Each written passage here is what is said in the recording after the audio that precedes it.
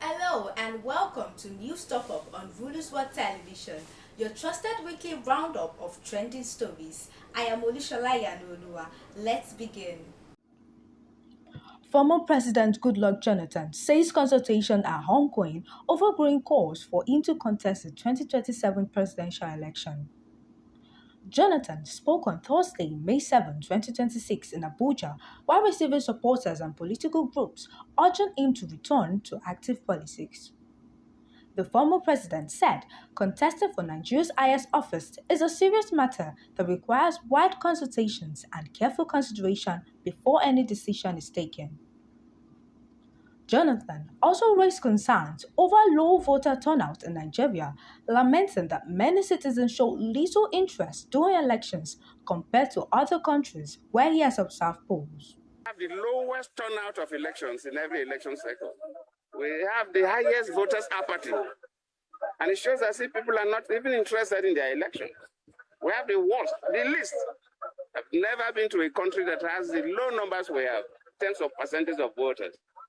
I think INEC need to do something about it, need to study it, get consultants to look at it, and what is the cost, and do something.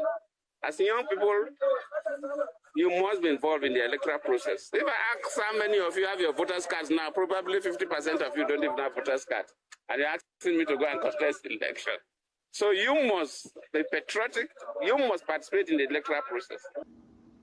He urged Nigerians, especially young people, to become more actively involved in the democratic process and promote peaceful political participation ahead of the 2027 elections. Minister-designate for Power, Joseph Olasunkanmi has denied reports that he promised to fix Nigeria's power problem within 3 months, describing it as misrepresentation of his Senate screening remarks. Through his spokesperson, Adeola Adelabu, he said no 90-day deadline was given for resolving the country's electricity challenges, adding that his comments were taken out of context. Improvement in this sector. And those visible improvements will bring it to the fore. I'll come and present to you what our plan is. We clear milestones. If you don't see this in 3 months, it means you won't see 6 months. So you must see the 3 months, and you must hold us accountable for it. When we put those things together in the next 1 or 2 weeks, we'll come to you and present them to you. It clarified that during his May 6, 2026 screening, he only noted that grid stabilization efforts would begin within 100 days in office, while broader reforms involving metering, gas supply, and sector restructuring could take up to 1 year.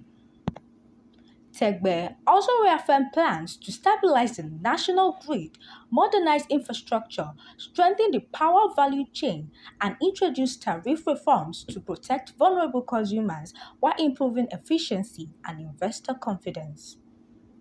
Controversy has continued to surround reports of an alleged attack on mourners during a mass burial in Bakin-Ladi local government area of Plateau State.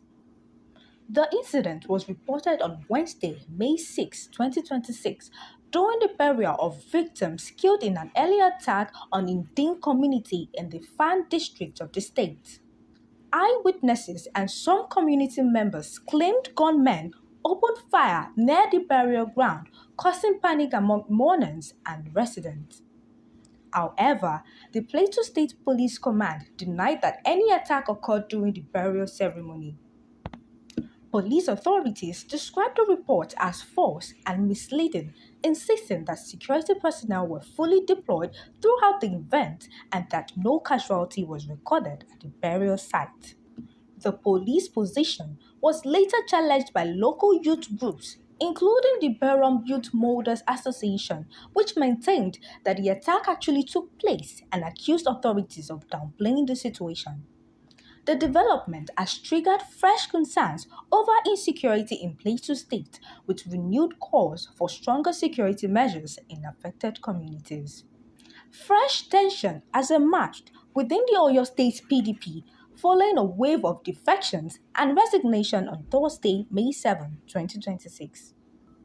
The development is raising concerns among party loyalists ahead of the 2027 governorship race and has intensified speculation over possible successors to Governor Sheyi Makinde.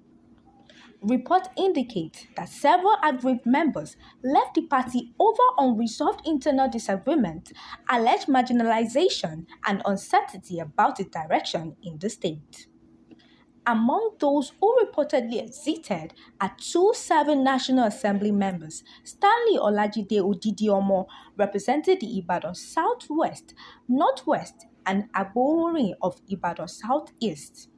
Others include governorship aspirants such as Ajadi Ogutoyibo and Fatai Owosheni, the current special advisor on security to Governor Makinde. The resignation comes as political consultation intensify ahead of the 2027 election across the state. Meanwhile, former Finance Commissioner Bimbo Adekombi continues to be linked in political circles as a possible successor following reports of ongoing consultations between Governor Makinde and party stakeholders, as well as an advisory council engaging aspirants. However, no official endorsement has been announced, and the party says discussions are still ongoing. That's all for this week. For more trending stories, don't forget to subscribe to our YouTube channel at Rulus World Television. Once again, I am Mulushola Yanolua. Thanks for watching.